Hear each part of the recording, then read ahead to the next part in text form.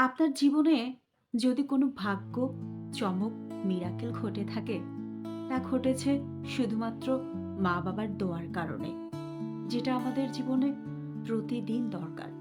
মা ফোন করলে অনেক সময় আমরা বলে ফেলি, "ব্যস্ত আছি, পরে কথা হবে" বা "পরে ফোন করো।" কিসের এত ব্যস্ততা? কার জন্য এই ব্যস্ততা? আরে, আপনি তো জানেনই না আপনাকে ফোন করে মা কয়েক সেকেন্ডের জন্য থামিয়ে দিয়েছে।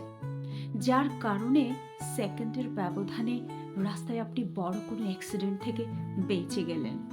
উপর থেকে ইটটা অল্পের জন্য আপনার মাথার উপর পড়েনি।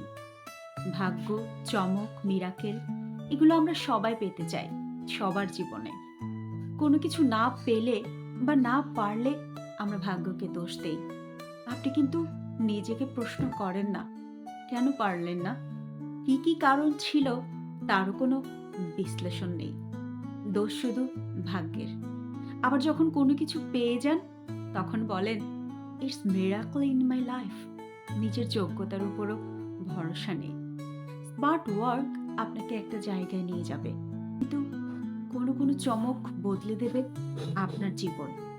আপনার কষ্ট দেখে আপনার মা-বাবা কতবার কেঁদেছেন মনে আছে? মনে আছে আপনার ছোট্ট একটা খুশির খবর শুনে খুশিতে তারা কত ফোঁটা চোখের জল টপটপ করে ফেলে দিয়েছেন?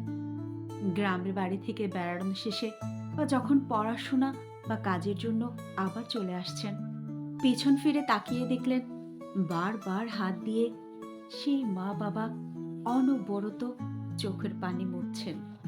এই চোখের পানির প্রতিটি ফোঁটায় লুকিয়ে আছে আপনার জন্য অজস্র দোয়া ও ভালোবাসা।